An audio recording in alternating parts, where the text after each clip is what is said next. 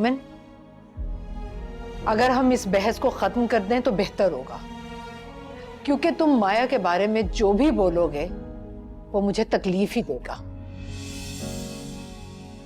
एक बात बताऊं आपको, मुझे फिर से ऐसा लगने लगा है जैसे वक्त ने मुझे वहीं लाके खड़ा कर दिया है जहां मुझे अपने बेकसूर होने की गवाही देनी पड़ रही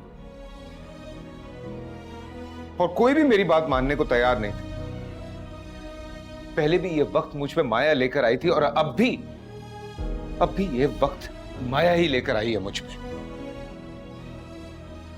मोमिन, बैठ जाओ तुम बस कर दो आशी, तुमने भी मुझे एहसास दिलाया कि तुम इस घर में माया की वजह से आई। मैं खामखा इतने दिन से अपने आप को खुशकिस्मत समझता था। अगर हम गलत हैं तो बता दो कि माया के जाने की वजह क्या थी। तुमने ऐसा उसे क्या कह दिया कि उसने जाते हुए मेरे बारे में भी नहीं सोचा। सुनना चाहते हैं ना आप लोग तो सुने फिर। मैं तो सिर्फ इसलिए नहीं कुछ बताना चाह रहा था कि जो भरम उसने इस घर में बना के रखा है वो कायम रहे। एनी, तुम अंदर जाओ। नहीं एनी, रुको तुम्हें भी इस बात का दुख है ना कि तुम्हारे भाई ने तुम्हारी भाभी को क्यों निकाल दिया, उसे रोका क्यों नहीं?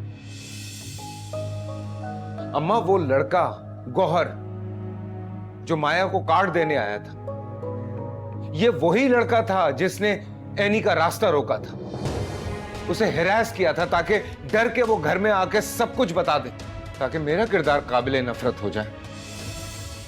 और ऐसा यकीनन गौहर ने माया के कहने पे किया होगा, क्योंकि माया कभी भी नहीं चाहती थी कि मेरे आशी का साथ ताल्लुक हमेशा कायम रहे।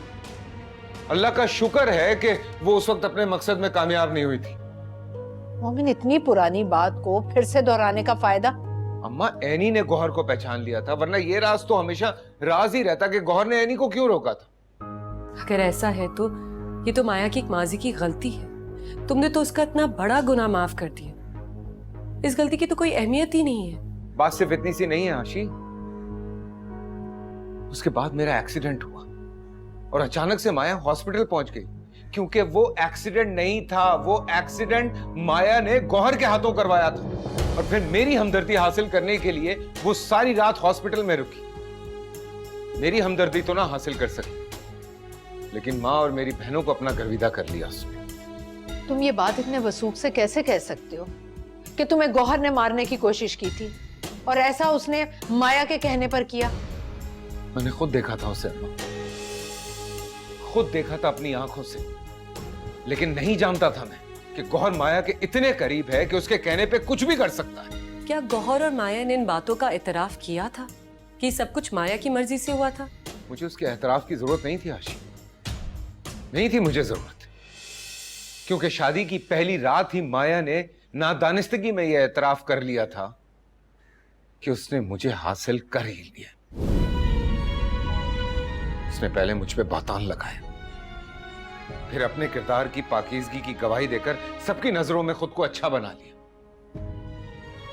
उस मक्कार लड़की ने तो अपनी मां की मौत को भी इस्तेमाल किया, मेरे घर वालों से हमदर्दियां ली और उनके दिल में जगह बना ली, मुझ पे प्रेशर डाला, मैंने हाँ कर दी। मोमिन, अगर ये सब सच है भी तो उसने खुद को बदल लिया था। वो सब दिखावा था अम्मा, वो ये सब कुछ करके मेरा साथ हासिल कर सकती थी, मेरी मोहब्बत नहीं। मेरी मोहब्बत हासिल करने के लिए उसने ये बहरूप भर लिया था। इससे उसे लगा होगा कि वो मेरे दिल तक पहुंच जाएगी, पर नहीं पहुंच सकती थी। उसे तुम्हारी मोहब्बत के लिए कोई बहरूप भरने की जरूरत नहीं थी मोम, वो तो मोम हो चुकी थी। उसे तो मुझे भी मोम कर दिया था। आशी, यही तो चाल थी उसकी। जैसे उसने अम्मा, एनी और फरी को अपने जाल में फंसाया था, उसी तरह से वो तुम्हें भी अपनी जाल में फंसाना चाह रही थी, क्योंकि उसे यकीन था कि मोमिन आशी के बगैर कुछ नहीं है। तुम्हें बहुत मक्कारी से मेरे करीब लाई और फिर बहुत होशियारी से उसने तुम्हें मुझसे दूर करना चाहा। नहीं मोमिन, उसने ऐसा कुछ नहीं चाहा।